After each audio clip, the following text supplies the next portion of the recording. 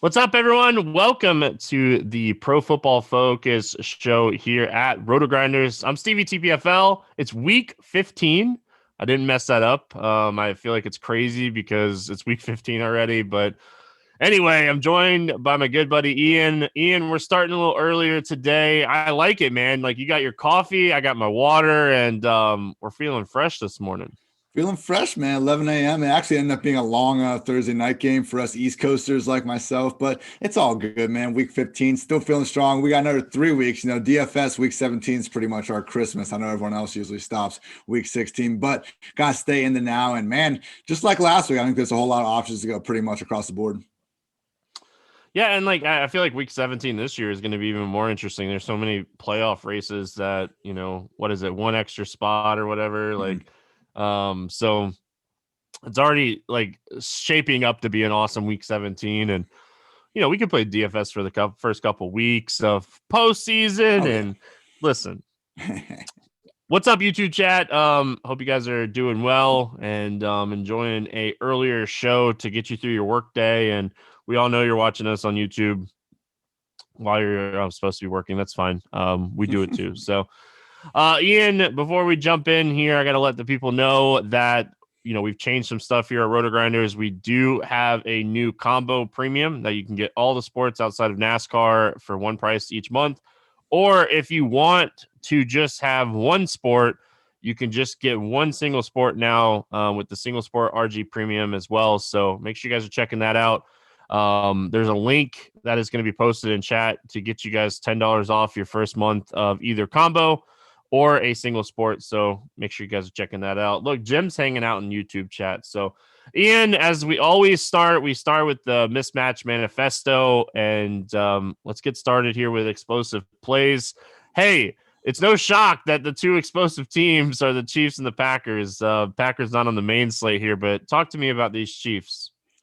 Yeah, Chiefs are looking good. So are the Texans, and then also Ryan Tannehill, Titans, Kirk Cousins, and the Vikings and Phillip Rivers and the Colts are the top five that stand out with those Saturday night games this week, which those are awesome, by the way. I'm all for some Saturday night action. But yeah, man. So honestly, I think that we'll get to our best bets later. But with Breeze coming in, like it doesn't really change all that much for me with Patrick Mahomes and the Chiefs. Honestly, it might be better for the upside of this Chiefs passing attack, just with Breeze probably having a better chance of keeping up with them on the other side and creating more of a true shootout instead of just seeing how many points the Chiefs can score, in the fewest amount of time possible. So yeah, Tyreek, Travis Kelce, it is wild, man. Mahomes has a legit chance of enabling the top two players in the league in total receiving yards. Kelce's number one right now. Tyreek is, I believe, 4 at this point. So truly, that's a chance that would be wild, and they could get a week 15 spot to get that going. Houston Texans, getting Brandon Cooks back is going to be huge, man. I think just giving Watson one field stretcher is usually all he needs. I mean, his Will Fuller splits have been stark, but we saw him ball out in the first week after, and Brandon Cooks has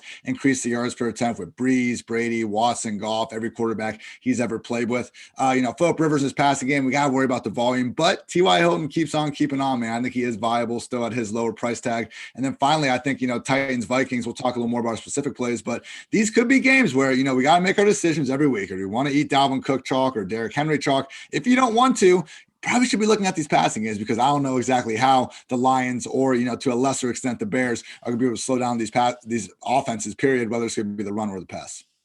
Yeah, I think that's a great point. Obviously you could play Cook, you could play Henry, but man, give me Mahomes and Tyreek or Mahomes and Kelce. Like, the ceiling for these guys, especially with Breeze coming back. I think Breeze, like you said, helps the passing game for the Chiefs even more. I think Breeze can keep up more than Taysom Hill can. So, and also helps your run backs with like Michael Thomas and Alvin Kamara. So, is there anything else that you wanted to talk about maybe on the opposite end of the explosive plays? Yeah, not looking so good for, the usual suspects, Sam Darnold, Giants, Bengals starters, whoever winds up under there. But then also Jalen Hurts is popping out as someone that we should be worried about through the air. And that was the thing about his performance last week. I mean, okay, 18 rush attempts, 106 yards. That was, the first and second most highest marks of just the season from a quarterback this year. I mean, we love that dual threat ability, obviously. But, man, like we saw with Taysom Hill last week, like things can go south for some of these one-dimensional quarterbacks if they don't get the kind of proper game script they need to to play with play with a lead and just be able to continue to run the ball. So I'm not saying Jalen Hurts will have better games moving forward passing, but it's not the easiest matchup against the Cardinals. And I think he is going to be someone, particularly in cash games, that, we'll see, because you can save some money with them, but I don't think there's a good stacking partner on the Eagles. And again, I do think there might be a lower floor than we're giving him credit for. Yeah, I think that if they just spy a guy and like don't let him run as much, he might be. Yeah. It could open up his passing game. Who knows? So we'll have to kind of see. But kind of looking at pace, you already kind of mentioned like we're gonna get into best bets, but that Saturday game, man, I love the Buffalo over. That's one of my best bets. I don't know if you had it on yours, but pace is always something that I factor in when I'm looking at bets. Eagles, we just got done talking about Jalen Hurts. They project as the fastest paced matchup this week. Yeah, Eagles and Cardinals, man. We got to keep an eye on that Eagles secondary because Rodney McLeod, Avonte Maddox, these guys are already out. Darius Slay was limited yesterday in the concussion protocol, so that means he's progressing through it. But, I mean, we saw Taysom Hill in this Saints passing game really peak at their best against the Eagles in that second half after they lost all three of their starters. So, if those guys remain out, Kyler Murray, DeAndre Hopkins, maybe even this could be the week that Christian Kirk gets back on track. They should have plenty of plays to do so. Also seeing the Buccaneers and Falcons popping as a bit. We could probably be saying the same thing about the Buccaneers, man. I was one of the many people that, last week were standing up thinking that was going to be their game against the Vikings. They really got back on track.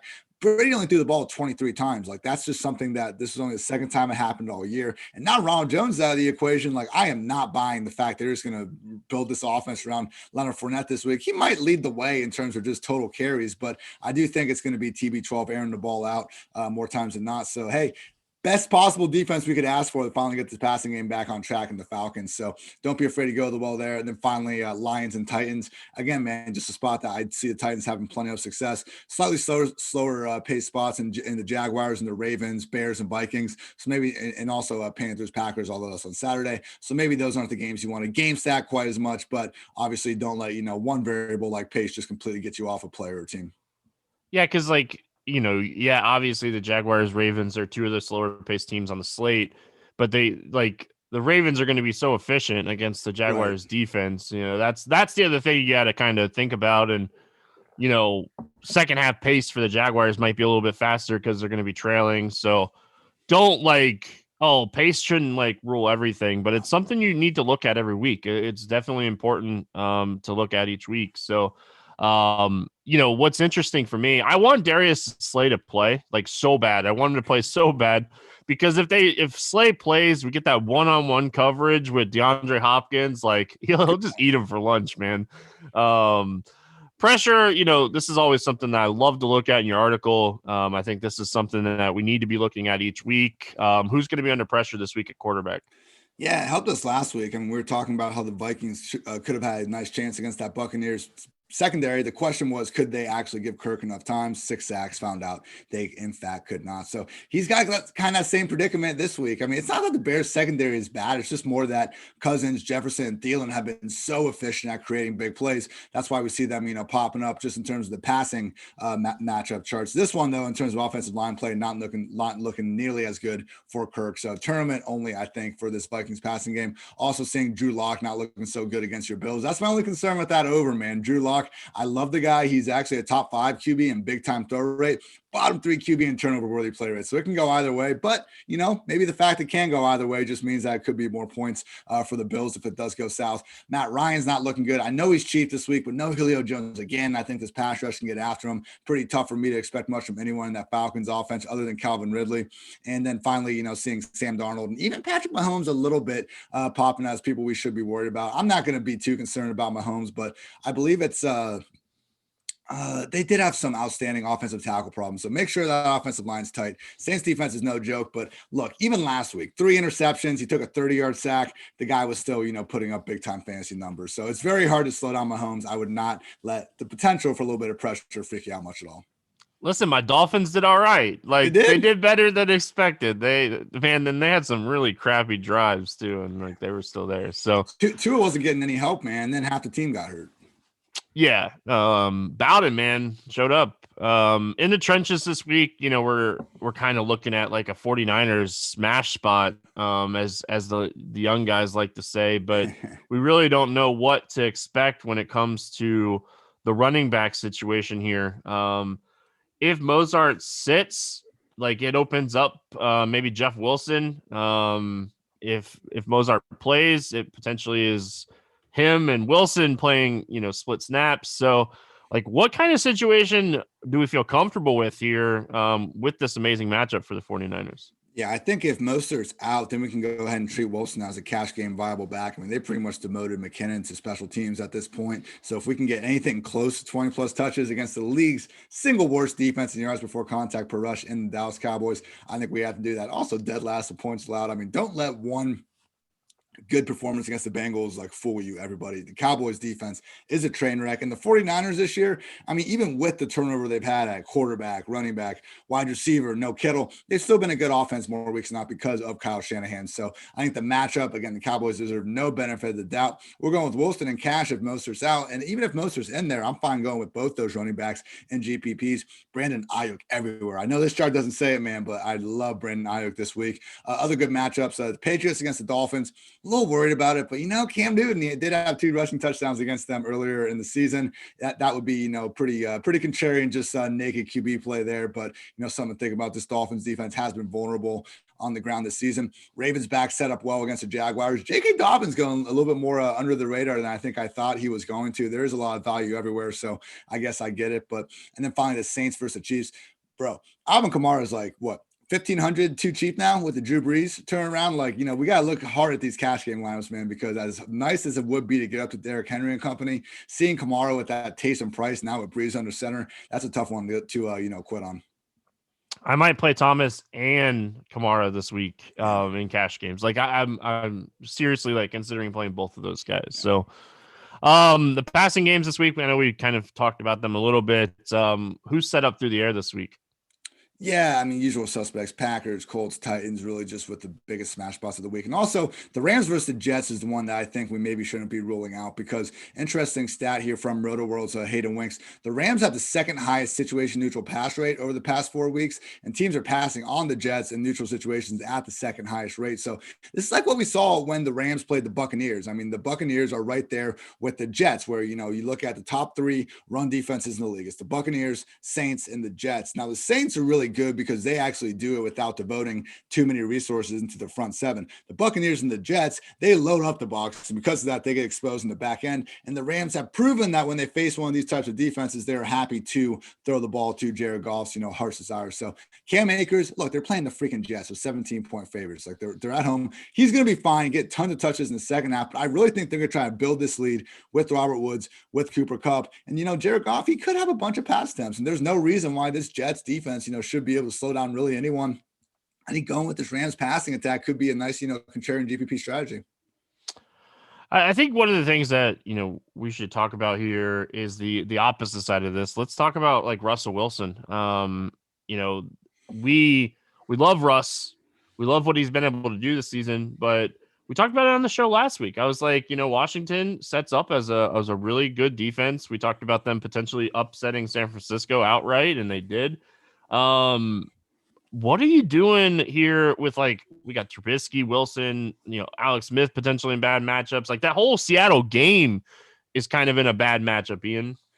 Yeah, and it's interesting. We have seen Lamar Jackson and Kyler Murray, two similar dual threat quarterbacks, albeit definitely, better just runners, pure runners than Russell Wilson. But those have been the two guys to really give the Washington football team problems with both those quarterbacks going for over 25 fantasy points. So I could see a scenario where Russ keeps things going, but it was wild, man. Last week, against the Jets, Russ, he was clicking 4 touchdown passes and all that. They didn't have a pass completion over, I believe, 21 yards. I mean, it was really just methodical. And I'm not sure if they're going to be able to do that against a Washington defense that should be able to get far more pressure. And, they've been pretty good on the outside for most of the season as well. So look, Metcalf and even Lockett, these guys are always, contenders just to pretty much blow up the slate with only 1 or 2 plays. But this will probably be a matchup I'm fading more times than not. And maybe that is the reason why we should be looking to, take some more tournament shots, because we know Russ and Metcalf can beat anybody in this matchup. Doesn't project to be all that great, but there's definitely lower upside. I wouldn't feel too confident about it at all.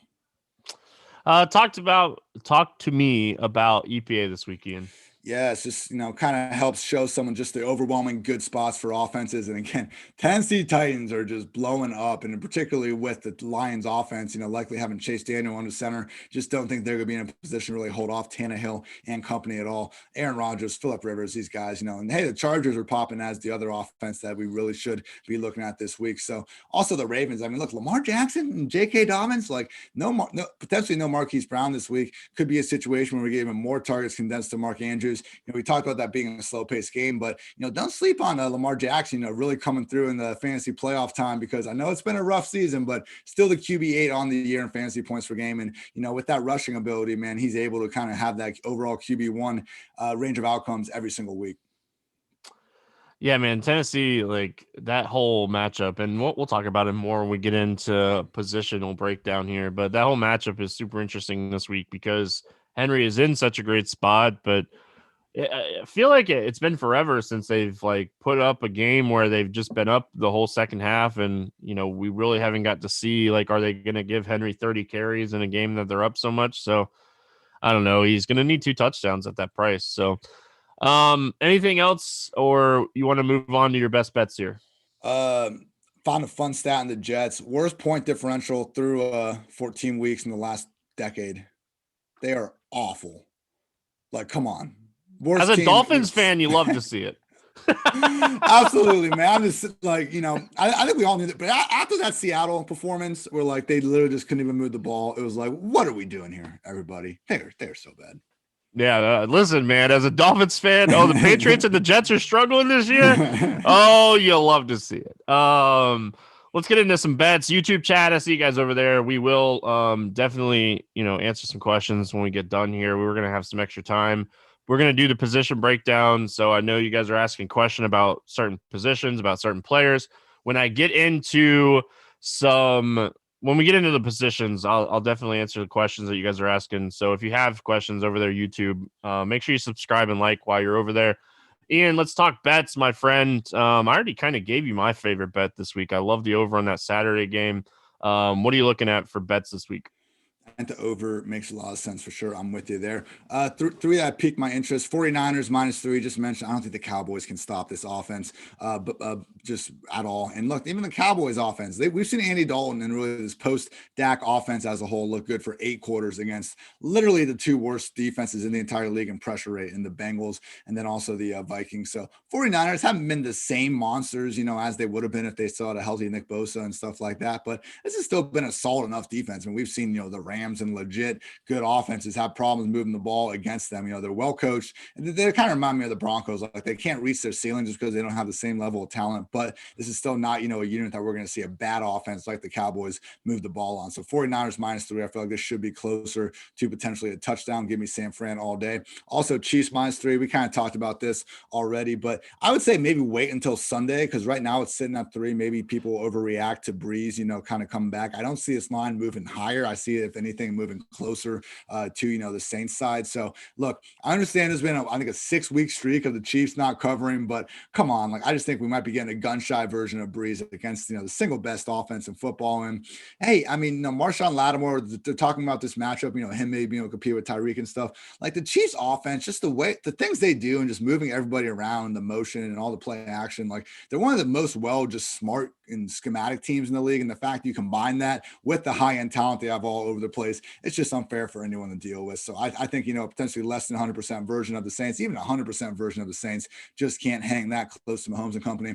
Have another money line parlay to come back with. We were able to hit it last week. This one we got a little juicier odds, 100 to win, 272, so almost 3-1. I like the Packers to beat the Panthers. These are all money lines. Bills to beat the Broncos. Buccaneers to beat the Falcons, and the Chiefs to beat the Saints. Look, and with the Falcons, we talked about Matt Ryan just not being good at all without Julio, and also just really playing some awful ball as of late. I just think, Tom Brady and company are starting to come into their own. They should be able to win on offense and defense. Just talked about the Chiefs. Bills beating the Broncos. Like, I love Drew Lock, and it is a little worrisome with, Josh Allen coming off of, really emotional, great win against the Steelers. So maybe that could be the trap one, but I just think ultimately the Bills have kind of of solidified themselves as a legit, very good team. They should be able to win this game, even with a few trap signs in there. And then finally, just Packers beating the Panthers. Credit to Teddy Bridgewater and being a good quarterback this year, but come on, Aaron Rodgers playing absolutely out of his mind right now in Lambeau. I don't see any way how they don't get it done. So that's Packers, Bills, Buccaneers, and Chiefs. And also Chiefs -3 and 49ers -3. Yeah, the other one that is, somewhat interesting to me is the 49ers -3. I think that's another one that you can kind of jump on. I think that they crushed Dallas in this game. So it's definitely one that I think you can jump on and kind of take advantage of. I think no, I'm with him. I'm with him. Yeah, he's Like, with me. We good. yeah, I'm with him. Like that's the one I'm with you. Like, that's the one I'm right there with you. So, yeah, I don't really have anything else, man. Like, I'm with you on a lot of this stuff. Like, I like the Bills call. You can go Bills -6 and take the over. Like, you're right up my alley, Ian. Like, yeah. right up my alley. Like, There's that a game, wide man. range of outcomes for both guys. We've seen Josh Allen yeah. certainly, sway far more to the positive side, but Drew Lock, it's a little scary. Again, people might be mocking like, oh, Ian, you're worried about Drew Lock, but truly, this guy makes some big throws. He makes some terrible decisions too. I think we're going to see more of the latter in this matchup, but not a cakewalk. That's all. Yeah, trust me. Listen, I Drew Lock, a lot of question marks around him, but the dude's gonna chuck it, and he has some talented guys there too. Like Tim Patrick's come, and he's starting to do his thing. Hamler's so quick, and Judy is just so talented. You got me off of AJ Green. Actually had a decent game last week. I know, but we ended up both being right, but you were especially right with the Hamler call, so that was good for business. Yeah, he was. I finished like 7th in the $50 single entry this week, and like he was there. I needed a little bit more. So, listen, I'll take what we got from him. All right, like we'll call it a day. Absolutely. Looking for the ultimate stocking stuffers for this holiday season? Look no further, because our sponsors, Manscaped, have the tools to make you win this year's stocking stuffer or white elephant competition. Manscaped is the only brand dedicated to below-the-waist grooming and hygiene products. And great news, they release their products across Europe, Canada, and Australia. Listen, I love my lawnmower 3.0. It takes care of my jingle balls, definitely through the holidays here. So make sure you guys are checking that out. A few of their products that are prime stocking stuffers this season are the Crop Preserver Ball Deodorant. The name speaks for itself. The stuff smells awesome. Crop Reviver, the ball toner, a spray-on toner that will give your balls a little slice of heaven with their aloe vera and hazel extracts. The Crop Cleanser body wash, a full body wash that you can also use on your hair. Crop Mop ball wipes. You never know when an opportunity strikes, so you should always be prepared. The Foot Duster foot deodorant, designed to keep those stinkiest feet smelling fresh. And the Shears 2.0 is a luxury 4-piece nail kit, the Weed Whacker nose and hair trimmer, which provides skin-safe technology to get rid of those nasty nose hairs. Let's not forget the best ball trimmer and butt trimmer there is. The Lawnmower 3.0 trimmer offers a replacement ceramic blade with advanced skin-safe technology, which helps reduce grooming accidents. You don't want to cut your jingle balls. These formulations are all vegan, cruelty-free, dye-free, sulfate-free, and that way the products are legit. Get 20% off and free shipping with the code ROTO at manscaped.com. Thank you, Manscaped, for making our holes look sexy. Get 20% off and free shipping with code ROTO at manscaped.com. That's 20% off with free shipping at manscaped.com. Use code ROTO. What are you waiting for? Go whack your weeds and make Santa proud. Keep your jingle balls ready for the holidays. Ian, let's talk some positions, man. We got a lot to kind of get through here. There's so many plays this week. There's so many good plays. Let's talk with our quarterback first. Let's start with cash games. What are you looking at this week for cash? Yeah, you can get down if you want to go Jalen Hurts and just not stack anyone with the Eagles and just say, hey, we're getting a rush attempts. I get it. But, man, getting away from Mahomes in this potential shootout is going to be tough to do. I'm just not sure if there's, enough value elsewhere for us to feel super good about it. I feel like, if I'm just the early builds, I feel far less good about my, just early iterations of the cash lineup this week. Past few weeks have been able, to go Rodgers, Devontae, Tunyon and build around that. And that's been fine. But this week, man, Hurts for now, but I'm not feeling great about it. I do think probably trying to build a stack in that KC game, running it back with Kamara is going to just open us up to the most total amount of points. So that's going to be good. But we're going to talk about, where to find the value, I guess, elsewhere, because, I'm worried about some of that Fournette chalk, some of these other issues out there that we'll get to. But yeah, so if you want to go Hurts, just realize you do not have to stack them with anybody. Rager, all those wide receivers are rotating, even Goddard and Hurts. I just don't really think it's necessary. So definitely like, he's a reasonable enough option. But with that said, if you want to look at the other side of the ball, Kyler Murray and company versus banged up Eagles secondary. I mean, we haven't seen enough, I think, from this passing game in only 1 week now of Kyler running the ball again to feel so good about Kyler. I think that we can fire up in cash, but tournaments, at least, I definitely think it's a viable play, and we'd be going up against, some potentially chalky Jalen Hurts if people do end up buying more into that. Also, Tannehill, we talked about before, if you want to really go away from Henry and Dalvin Cook, I think both Tannehill with Corey Davis and AJ Brown, as well as Kirk Cousins with Adam Thielen and Justin Jefferson, not going to be the cheapest stacks, but I'm pretty sure they'll be fairly low owned across, a lot of these tournaments. And I do think the matchups, while they're not great, they are winnable. And again, if we get a situation where Dalvin or Derrick Henry don't find the end zone, but they're still putting up points as we're expecting them to do in these, fairly winnable matchups, particularly with the Titans, I do think that could be a way of, just leveraging the rest of the field. I think quarterback's super interesting for cash games this week. You talked about Jalen Hurts. I don't see a reason to fade him if you don't want to pay up. I think you're paying up for Patrick Mahomes or going down to Jalen Hurts. Yeah. I think you can make an argument, Ian, for playing Drew Brees in cash this week. He's 5,900. You could pair him with Kamara and Thomas or one of the two. He's so cheap. Like you're not going to see Drew Brees at 5,900 many times. If you were uneasy about playing Jalen Hurts, which that's fine. He's a rookie quarterback, making his second ever start. So I get if you want to go that route. I'm not going to talk you off of it.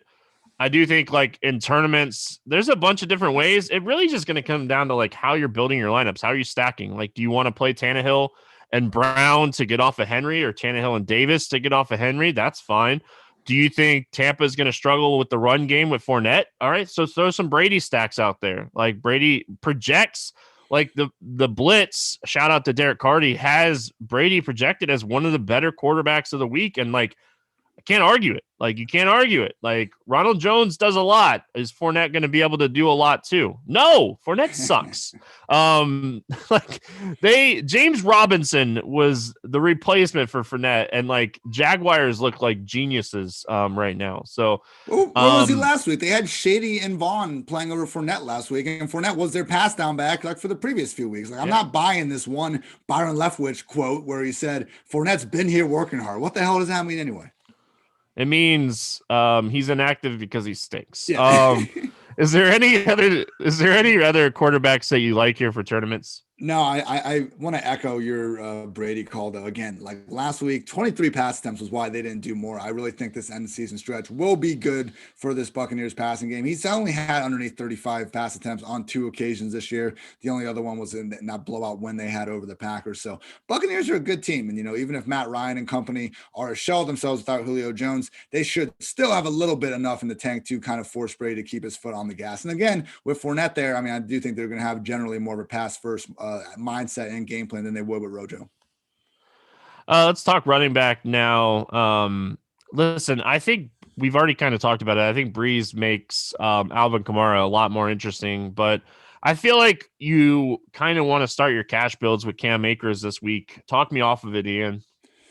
He's so cheap. We're talking legit 30 touch upside. And, you can only say that for a few guys. So, yeah, man, Akers and then Alvin Kamara right there. It's getting to the point where we probably don't need to pay up in cash for Derrick Henry or Dalvin Cook. And those are probably my famous last words and all that. But I just think that we're looking at similar touch projections between Akers and those two guys, and we're saving, almost $3,000 between Akers and the top. And then Kamara, again, should be a good $1,500, just more expensive. So Fournette at $4,500, unless you just want to eat the chalk and say, hey, I'm going to cancel this spot out. But I don't even think he's going to be, high owned enough to really warrant that. I just kind of want to fade him as a whole. Hopefully you can get up to Kenyon Drake at $5,500 if Chase Edmonds is sidelined, because then we're looking at a legit every down role for Drake. The Eagles, run defense is fine enough, but not exactly a unit we need to fear. And then look, we're just at that point seeing an every down back that's getting volume. Drake has inexplicably looked actually like just better, I think, in terms of just like actually, hashtag watching the film. He's looked better post ankle injury, which doesn't make any sense, but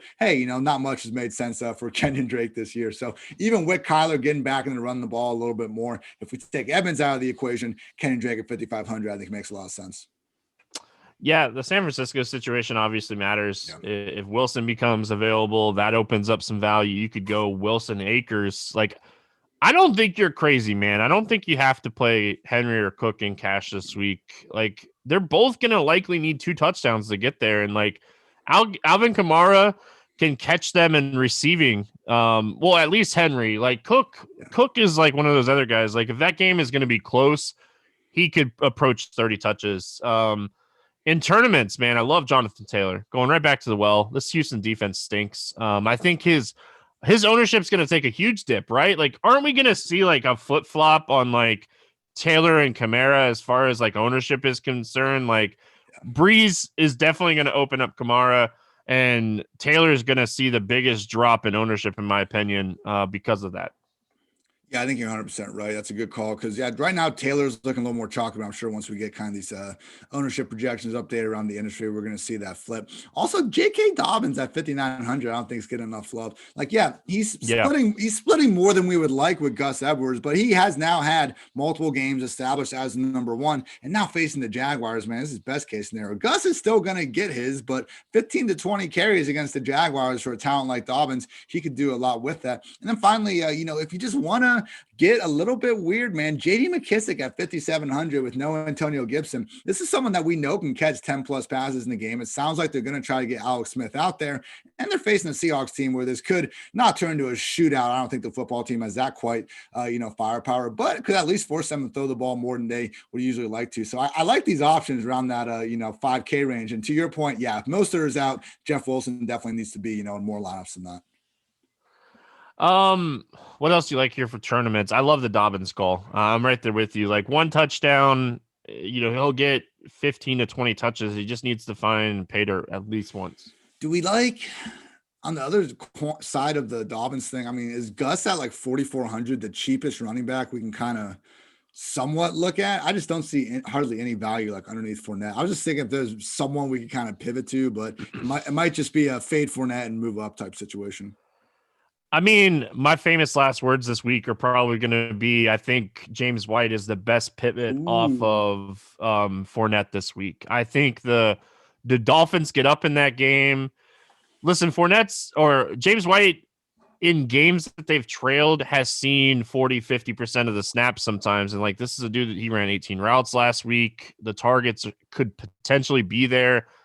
I think James White is somewhat interesting this week as a pivot off of Fournette, but I don't hate the call there as well. Like, you're looking for pivots, but like realistically, we could potentially just pivot off of Fournette by going with the, Brady and 2 pass catchers just to be different. Like, because trying to figure out who to pair with Brady is always, challenging because he throws to everybody. So, you're hoping Brady throws 3 or 4 touchdowns and you get a good portion of those with 2 of those guys. But yeah, like Fournette's going to push 25 to 35% ownership this week, and James White's going to be like 3%, and he could be involved in the passing game.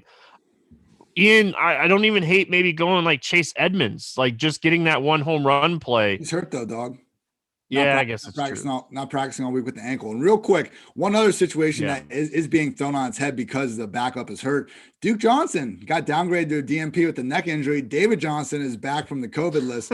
Look, David and Drake, I get it. These guys are 55 and 5,100, and they're probably not going to be leaving the field, man. So I'm not saying base your cash game around them. I get there's a very low floor there, but 20 plus touches behind Deshaun Watson. I know we've been saying it all year, but truly, last time we saw David and Duke, it was more of a 50-50 split. I mean, David's probably not going to leave the field if Duke ends up being ruled out. No, I love that call, man, because like that's a $600 pivot I'm willing to take. That's a pivot off of Jeff Wilson if that becomes chalk. So like the David Johnson call. Let's move on to wide receiver here. A ton of options.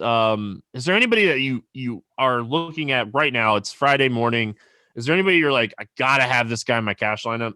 Yeah, it's Brandon Ayuk at 6,300. I just think that, That's my dude. I love yeah, it. Let's man. go. Read expert survey. Like, I love this guy this week. He's so good, man. He's getting absolutely fed targets. Like we've seen Shanahan do this all year. We had that one random Thursday night game where, Ayuk, Debo, I think even like Kendrick Bourne were all out, and Richie James pops off for like 180 yards. Like the things Shanahan can do for the guy that he wants to lead his passing game, is just unbelievable. And we've been seeing that with Ayuk. And it's not just that for Ayuk. I mean, they give him his design screens and he's good after the catch. The first time we ever saw the guy, he was jumping over, the Eagles defender down the sideline. Like clearly the guy's elite with the ball in his hands, but he's such a polished route runner already too. And we've really seen him give already legit cornerbacks just some problems with the way he's able just to get in and out of his breaks. So yeah, like love Jeff Wilson and Mostert in this matchup, but it's not like the Cowboys secondary has been anything to brag about either. So Mullins makes plenty of mistakes, but we've seen kind of whoever's under center for them this year be able to still put up at least some semblance of passing production. So I look like 6,300, man. I feel like the role he has right now should be way more in the 7K range. So yeah, give me Brandon Ayuk all day. Tyreek Hill, DeAndre Hopkins, I think they kind of stand out as just the top, more expensive options, again, particularly with or without Darius Slay. I like that call. We saw that with, Metcalf and Devontae Adams, him just getting cooked by these top guys. And it's not even necessarily Slay's fault in some of these spots. They're giving him zero help. So when you don't give DeAndre Hopkins any freaking help, that's going to be an issue. Your guy, Lim Bowden, that's 3,600. It's interesting to watch because, I think if Jakeem Grant is in, people are going to get off him. It might actually be Mike Gesicki that is the decider with Bowden because we saw him play all of his snaps in the slot. And usually Mike Gesicki is the Dolphin slot receiver. We just call him a tight end still for some reason. So be careful. Devontae Parker is not going to make a difference, but it might actually mean more if Gesicki is ruled out versus Jakeem Grant, something to keep an eye on. Also, I think Chad Hansen at 4,200 is someone you can save money with. Getting Brandon Cooks in the lineup is not going to bump Hansen off the field. I think it's just going to help the whole offense. We talked about that earlier in the explosive pass play section. Don't sleep on Deshaun Watson and company. It was a bad game against the Bears. I think that was just like the second time since week 4 that Deshaun was held under 300 passing yards. So we're going to see production in Houston, and Hansen at 4,200, one of the cheapest ways to get there. Yeah, I like the Hansen call. We talked about him last week. Really panned out. And listen, there's just some guys in the NFL, Julio, Adams, Hill, Hopkins. If you're going to get one-on-one coverage with these guys, you just play them. And like slay shadows. Like it's no secret. You can look at Pro Football Focus. They have a shadow matrix. Like this dude shadows, and like top guys are going to beat him. Like, and especially when you have quarterbacks so force the ball, where you have like Rodgers with Adams and you have Murray with Hopkins. Like DeAndre Hopkins just sets up as like a massive ceiling play. Michael Thomas with Breeze back, we're already starting to see projection models give Thomas a huge bump, but how much of a bump is it? Like Taysom Hill was targeting Thomas a ton, so it's not like we'll see a huge uptick, but 7,200 probably too cheap for him. Allen Robinson 7,400. A lot of 7K range wide receivers that you could play this week: Jefferson, Thielen, Cooper Kupp. We had a question in chat about Scary Terry. I love Terry McLaurin. I just don't love who's throwing him the football. Like this is like one of those situations where you can't trust who's throwing the football right now. Yeah, I mean, he's put up similar production with, either Alex Smith or Dwayne Haskins under center, but I just think, I'm not seeing him exactly have super depressed ownership. And at that point, give me Ayuk every day over him. And I'd even rather go up to, Cooper Kupp or Robert Woods. Yeah, it's just, this Seattle Seahawks secondary isn't the same, just, dog piss, just worst unit in the league. Like we've seen them in 3 straight weeks against 3 bad passing game, sure, but hold them under 200 passing yards. And I don't think the Washington football team with either a banged up Alex Smith or Haskins really deserves, more benefit of the doubt than what those, the Eagles and Giants and one other squad weren't able to accomplish. So yeah, no, McLaurin, great player, but yeah, just try to stay away from this offense, I think in general, unless you want to do, longer shot, dart with him or McKissick. A couple tournament plays. I like T.Y. Hilton, Corey Davis to pivot off of A.J. Brown. One of my favorite tournament plays, like I'm going to play a ton of Ayuk, but I do think Kendrick Bourne is somewhat interesting for tournaments with Debo out. The tight end situation's a mess. The running back situation could be a little bit more murky this week. So I do think you could definitely play some Kendrick Bourne at his price tag. Danny Amendola is super interesting on a run back for the Tennessee side. Detroit's going to be down. Chase Daniels is not going to be great. Assuming it's going to be Chase Daniels, it doesn't sound like Stafford's going to play, but Stafford showed up Sunday morning and played before. It doesn't matter for Danny Amendola, who's starting at quarterback. Let's be honest. Any other wide receivers for tournaments?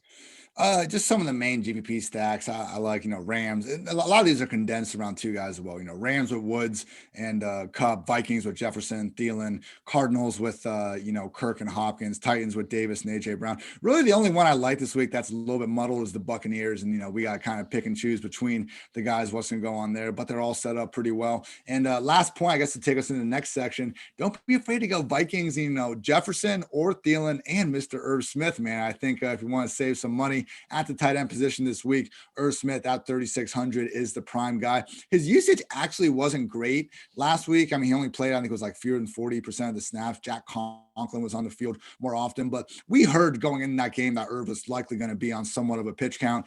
Coming off this Keenan Allen debacle, I guess everyone's never going to be playing injured players ever again. But when we need to take pitch counts and kind of injury information, they're always a one-off case, and we just got to kind of treat it with whatever information we know about it. So the good thing with Irv, even though that usage was bad last week, hasn't even been listed on the injury report this week. He's been a full go every single day, seemingly trending in all the right directions for a bigger role. So 3 touchdowns in his last 2 spot starts with no Kyle Rudolph, who hasn't practiced all week. Love me that Vikings pass game stack. Before we move on to like tight ends, listen, I don't ever do this, but I'm going to do it, Frank. It's Christmas. He has a season-long question. Would you start McLaurin or Wilson in your flex? Listen, you're going to have to wait and see what happens with the San Francisco running back situation. If Mozart is out, you play Wilson, right? Yeah, it's 100%. Just depends on that. It's Wilson if Mostert's out. If not, it's McLaurin. Yeah.